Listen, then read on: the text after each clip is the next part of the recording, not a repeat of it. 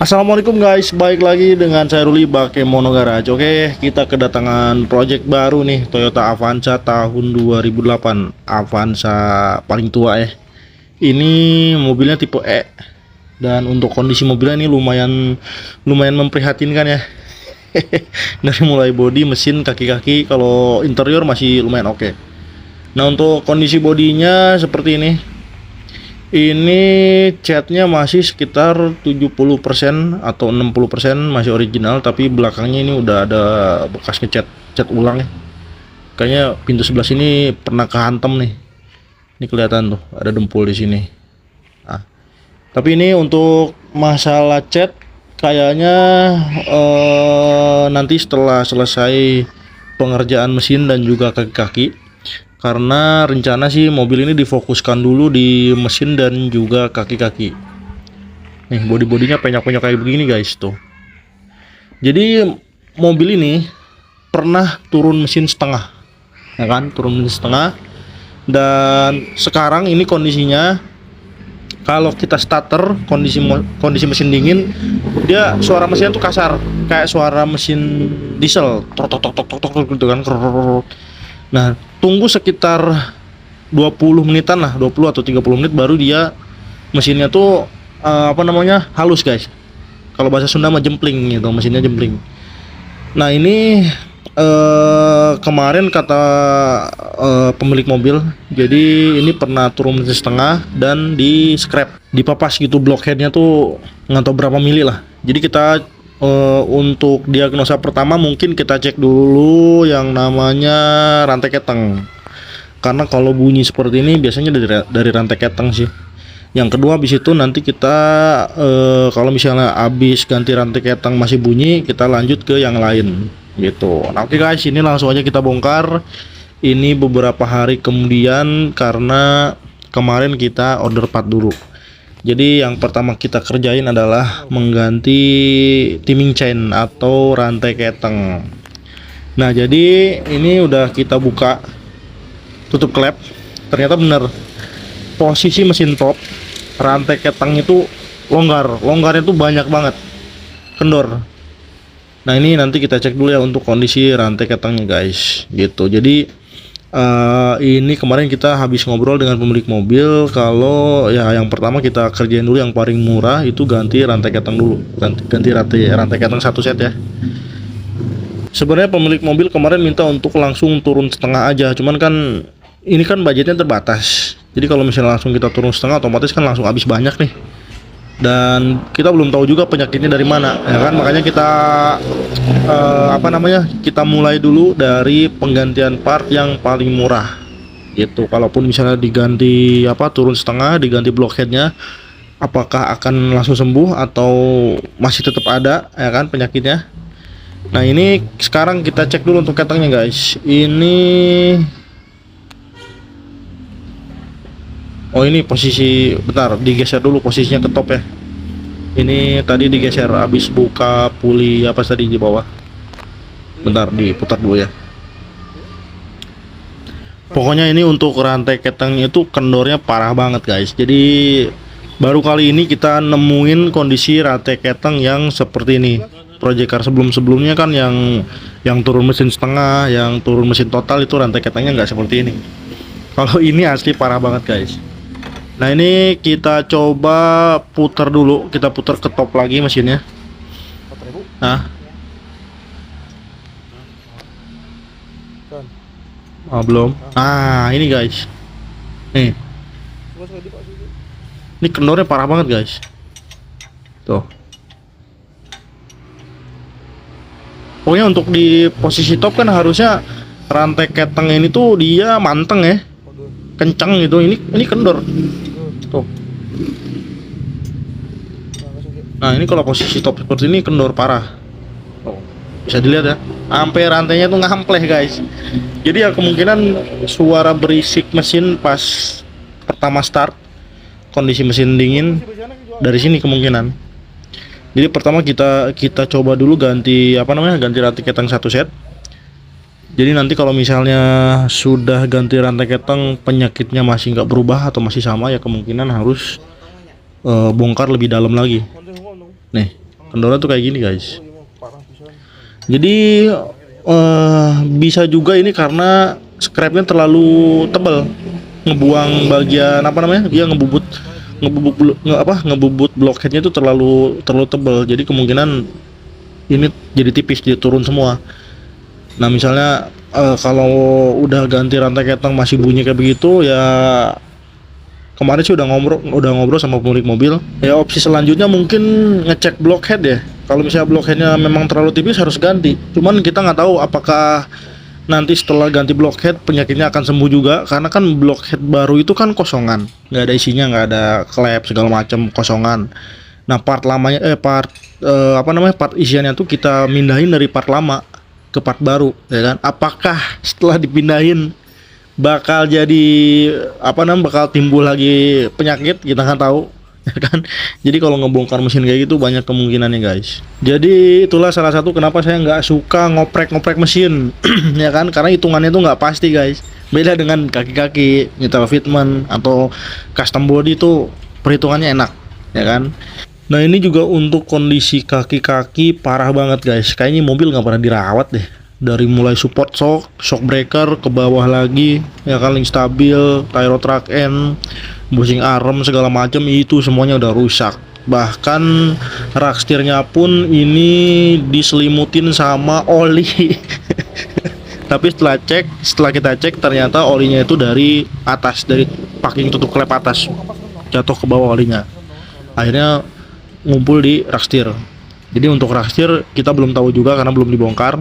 Nanti mungkin sehabis kita ganti part kaki-kaki semua, nah baru kita cek apakah kondisi rak setir ini harus ganti apa enggak gitu ya kan. Nah ini untuk part-part penggantinya udah ready semua. Untuk karet-karet seperti biasa kita pakai RBI, untuk shock pakai KYB XLG, support shock tadi ada Faber, untuk tyro track-in kita pakai 35 yang KW. Oke. Ini kita mau lanjutin ngebongkar mesin dulu, ngeganti rantai ketang dulu guys. Nanti setelah selesai rantai ketang baru lanjut ke kaki-kaki. Nah oke guys, ini untuk rantai ketang setnya kita udah ada nih. Damper slidernya baru, pokoknya satu set damper slider baru. Terus untuk tensioner ketangnya juga baru. Ini rantai ketangnya baru. Terus ini ada gear kecil baru juga. Nah ini juga ada gear juga. Tuh, pokoknya satu set semua kita ganti baru. Nah ini untuk bearing, ini adalah bearing roda depan sebelah kanan apa kiri ya? Ya pokoknya bearing rodanya kena sebelah. Itu bearing roda depan. Jadi ini nanti kita pasang semua untuk part barunya ya kan. Nanti untuk part lamanya pemilik mobil minta untuk dikumpulin dijadiin satu, dibawa pulang. Oke, nanti kita kumpulin semuanya guys. Nah ini untuk untuk rantai ketang lamanya udah turun, itu damper slidernya udah turun juga semua.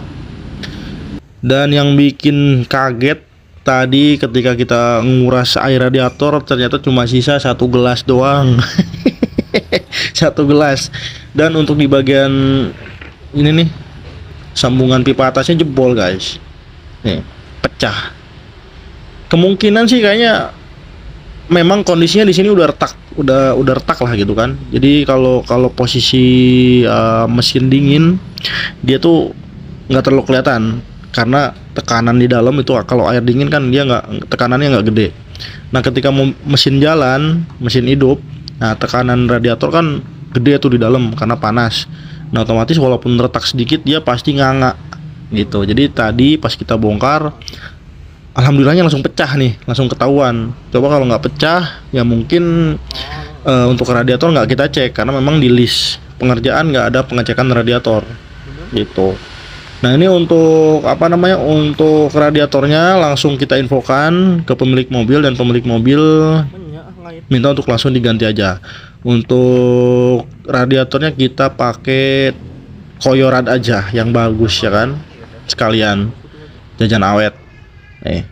Nanti sekalian kita ganti air radiatornya pakai coolant juga, karena ini air radiatornya kalau nggak salah kemarin dia udah pakai air biasa, air keran itu. Jadi ketika radiator baru diganti Jadi mending langsung diganti aja air radiator juga pakai coolant guys gitu.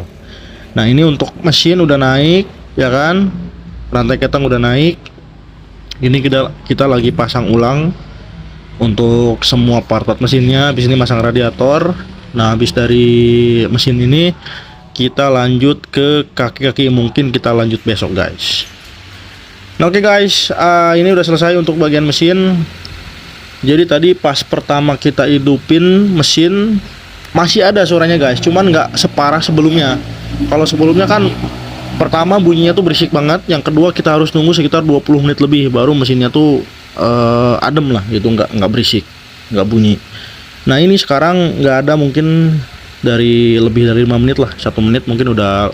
Pertama dihidupin kasar tapi nggak sampai 5 menit mesinnya tuh langsung adem gitu, karena mungkin ya pengaruh juga dari dari rantai ketang. Ya pokoknya bunyi kasar di mesinnya itu berkurang, nggak seperti sebelumnya. Dan nunggunya juga nggak terlalu lama. Sebelumnya kan 20 menitan, sekarang nggak sampai 5 menit udah berkurang. Cuman kita nggak bisa ngejamin ini bakal bertahan berapa lama ya kan, karena ya ketang udah diganti, ya kemungkinan dari nyekrep head cylinder terlalu tipis mungkin ya. Jadi untuk mesin, radiator, coolant udah selesai. Nanti kita infokan dulu sama pemilik mobil, kita ngobrol dulu ya kan. Habis itu nanti kita lanjut ke bagian kaki-kaki, karena kita kerjain per bagian aja lah biar nggak pusing ya kan. Jadi kan mobil ini, pemilik mobil juga sebenarnya ini mobilnya udah mangkrak, bukan mangkrak sih, udah didemin lama lah gitu, didemin lama dan masrahin ke kita. Jadi kondisi pemilik mobil kurang paham juga untuk bagian mesin yang mana-mana aja yang rusak, kaki-kaki mana-mana aja yang rusak. Ini kita dipasrahin untuk ngecek, untuk mengganti unit. Cuman kan kita juga untuk ganti-ganti unit, untuk ngecek-ngecek unit kita juga kan harus konfirmasi dulu sama pemilik mobil. Jadi ya nanti enaknya sambil diobrolin aja lah ya kan, bagian ini rusak, bagian itu rusak, bagian ini diganti jangan, itu jangan, pokoknya gitu aja. Oke. Yang penting kita sama-sama enak aja, kita bongkarnya enak, pemilik mobil juga enak, mengingat budgetnya yang terbatas. Oke. Nah, oke guys, ini hari berikutnya. Sekarang kita lanjut ke bagian kaki-kaki. Ini lower arm atau sayap udah kita turunin semua, dan kondisi bushing armnya jebol semua guys nih. Ini mah lebih-lebih dari mobil bekas taksi.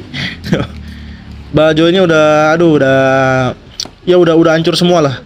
Bushing kecil juga ini udah rusak semua. Jadi untuk part kaki-kaki, untuk bushing-bushing, untuk tyro track, and stabil segala macam kita ganti semua aja. Gitu, karena kan kemarin kita udah ngobrol sama pemilik mobil. Jadi yang rusak cuma segini, ya kita ganti segini aja. Nah itu tadi bearing roda kita ganti sebelah kanan depan 1 biji. Nah, ini untuk part-part barunya kita pakai 35 yang KW. Untuk bushing armnya kita pakai RBI. Untuk bushing stabil bar kita pakai RBI. Tuh.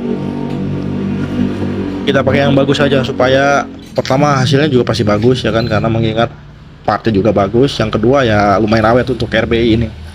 Gitu. Udah lumayan terkenal lah.